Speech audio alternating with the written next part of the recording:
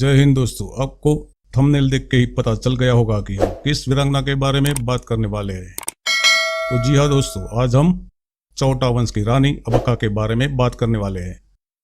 तो आइए दोस्तों, हम सब मिलकर रानी अबक्का के इतिहास के बारे में जानने की कोशिश करते हैं। रानी अबक्का चौटा वंश की रानी थी, जो लड़ाई में अग्निबाण का उपयोग करने वाली आखिरी शख्स थी। रानी अबक्का का शासन कर्नाटक के दक्षिण कन्नड़ जिले का उडुपी के कुछ इलाके और केरल के कासरगोड जिले से मिलकर बना था। चौटा वंश मातृसत्ता का पालन करता था। इस वजह से राजा तिरुमला तृतीय का राज उनकी भतीजी अबक्का को मिला और उल्लाल उनकी राजधानी थी।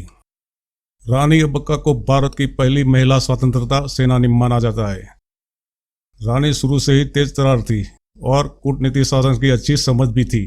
इसी वजह से वो पुर्तगालियों की साम्राज्य विस्तार की इच्छाओं से भलीभांति परिचित थी। रानी अबक्का ने पुर्तगालियों को हराने के लिए गुरिल्ला युद्ध, भूगोल का उपयोग, गठबंधन, नौसैनिक रणनीति और जासूसी जैसी कई रणनीतियों का भी इस्तेमाल किया था। गुरिल्ला युद्ध में रानी ने दुश्मनों पर गांठ लगाकर अचानक हमले किए और हिट एंड रन रणनीति का इस्तेमाल किया। भूगोल का इस्तेमाल करके घने जंगलों और उबड़ खाबड़ इलाकों में जाल बिछाया। गठबंधन में अपनी सेना को मजबूत करने के लिए रानी ने पड़ोसी राज्यों से मदद मांगी, फिर साथ मिलकर पुर्तगाली सेना पर हमले किए।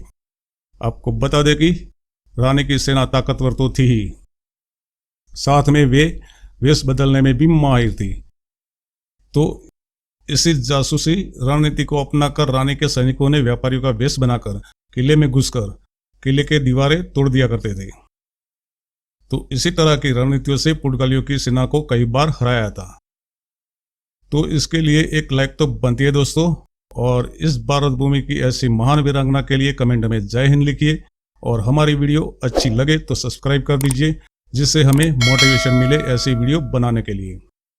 तो आइए दोस्तों, आगे की कहानी हम जानते हैं। रानी का विवाह मैंगलोर के राजा लक्ष्मणप्पा बंगराजा के साथ हुआ था, लेकिन फिर भी वो शासन करने के लिए उल्लाल में ही रही। जब राजा बंगराजा को पुर्तगालियों ने अपना राज्य फैलाने में मदद करने का आश्वासन दिया था, तो उसी वक्त रानी ने अपने पति के साथ रिश्ता तोड़ दिया। इसी बात का बदला लेने के लिए बंगराजा पुर्तगालियों से जाकर मिला और रानी के खिलाफ षड्यंत्र रचने लगा। उस समय उल्लाल एक फलता फूलता समुद्री तट पर बसा एक नगर था। ऐसे में पुर्तगालियों की नज़र पहले से ही उस पर थी। पुर्तगालियों की समुद्री सेना बहुत मजबूत थी। इसी वजह से अरब सागर में जाने वाले रानी के जहाज़ों से मनमाना टैक्स मांगने लगे, मगर रानी अबक्का उनकी नाजायज मांगों के आगे नहीं झुकी और पुर्तगालियों की बात मानने का इनकार कर दिया, और रानी के जहाज़ अरब सागर में माल ले जाते रहे। उसके बाद साल 1525 में पुर्तगालियों ने दक्षिण कन्नड़ के तट पर हमला किया और मैंगलुरु के बंदरगाह को तबाह कर दिया, लेकिन उल्लाल पर कब्जा नहीं कर पा रहे थे। रानी अबक्का की रणनीतियों से तंग आकर साल 1555 में पुर्तगालियों ने लड़ाई लड़ने की कोशिश की, लेकिन रानी उन्हें हराने में कामयाब रही। बाद में साल 1557 में पुर्तगालियों ने मैंगलुरु को लूटकर बर्बाद कर दिया। साल 1568 में फिर से उल्लाल पर हमला करने के लिए आए, लेकिन रानी ने फिर से जोरदार विरोध किया, पर इस बार पुर्तगाली सेना उल्लाल पर कब्जा करने में कामयाब रही और राज दरबार में घुस आई। लेकिन रानी अबक्का वहां से बचकर निकल गई और एक मस्जिद में शरण ली। पर आपको बता दें कि उसी रात रानी ने करीब 200 सैनिकों को इकट्ठा करके पुर्तगालियों पर धावा बोल दिया, और उसी लड़ाई में पुर्तगालियों का जनरल मारा गया। फिर कुछ सैनिकों को बंदी बना लिया गया और कई सैनिक लड़ाई में पीछे हट गए।